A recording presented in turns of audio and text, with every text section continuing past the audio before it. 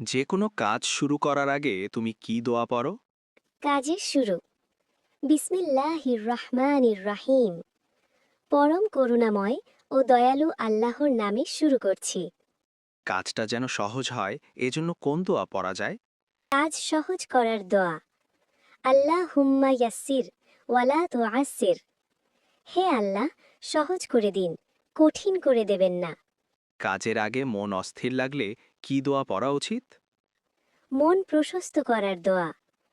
রব্বিশ রাহলি সদরি। হে আমার রব, আমার অন্তর প্রশস্ত করে দিন। কোরআন থেকে প্রমাণিত। আল্লাহ যেটা পছন্দ করেন সেই কাজ করার তৌফিক চাইতে কি পড়ো? তাওফিক চাওয়ার দোয়া। আল্লাহুম্মা ওয়াফিকনি লিমা তুহিব্বু ওয়া তারদা। হে আল্লাহ, আপনি যা ভালোবাসেন ও সন্তুষ্ট হন সেই কাজে আমাকে তাওফিক দিন। পুরো ভরসা আল্লাহর উপর রেখে কাজ শুরু করতে কি বলো? ভরসার দোয়া। তাওয়াক্কালতু আলাল্লাহ।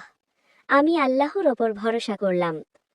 কাজ শেষ হলে প্রথমে কি দোয়া পড়া উচিত? কাজ শেষের শুকরিয়া। আলহামদুলিল্লাহি রাব্বিল আলামিন। সমস্ত প্রশংসা আল্লাহর জন্য, যিনি সকল জগতের প্রতিপালক। কাজের মধ্যে কোনো ভুল হলে ক্ষমা চাইতে কি পড়বে? ক্ষমা চাওয়ার দোয়া। রব্বানা গফির লানা। হে আমাদের রব, আমাদের ক্ষমা করুন।